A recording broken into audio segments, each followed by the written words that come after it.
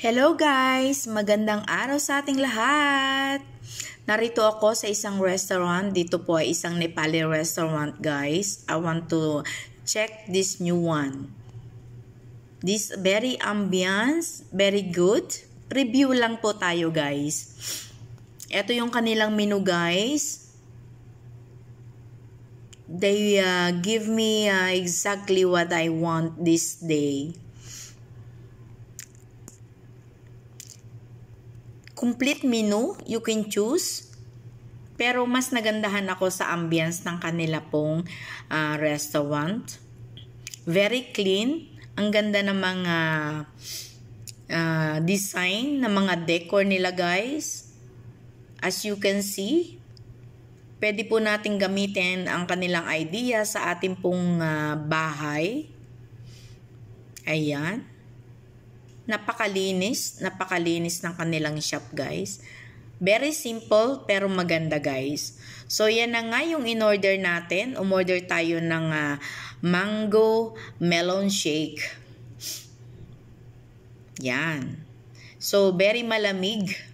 At syempre sinamahan natin siya ng french fries.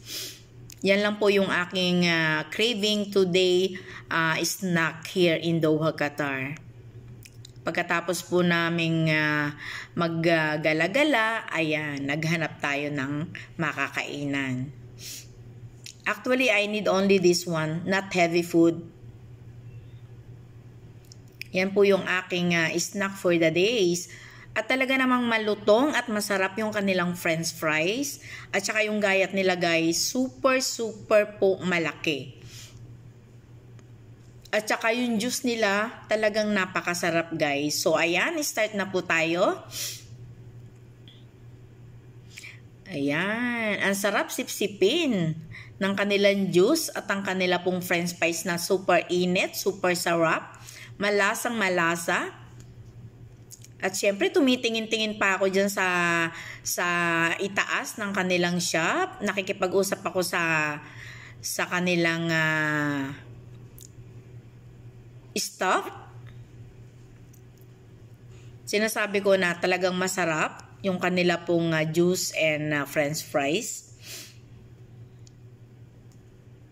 Siyempre, palingalinga ako kasi I'm only one who eating downstairs.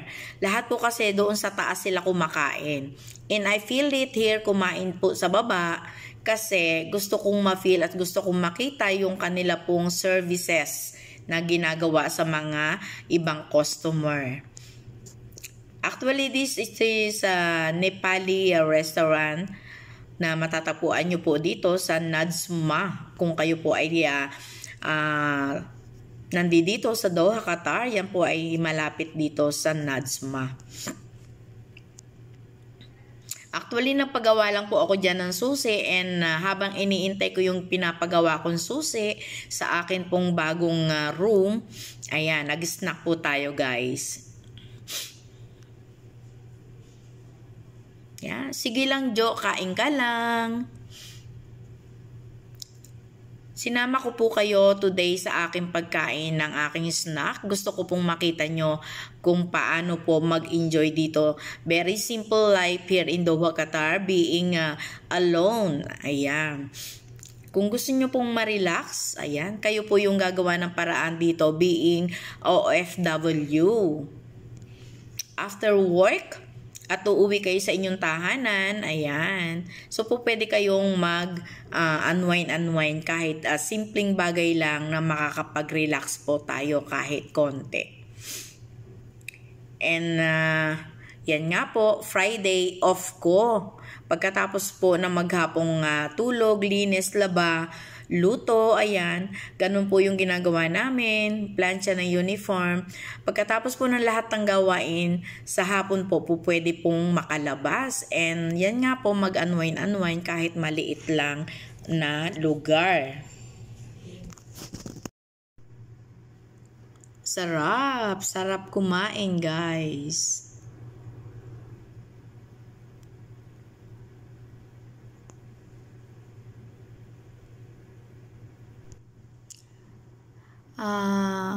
As you can see, makikita nyo po dito sa aking thumbnail.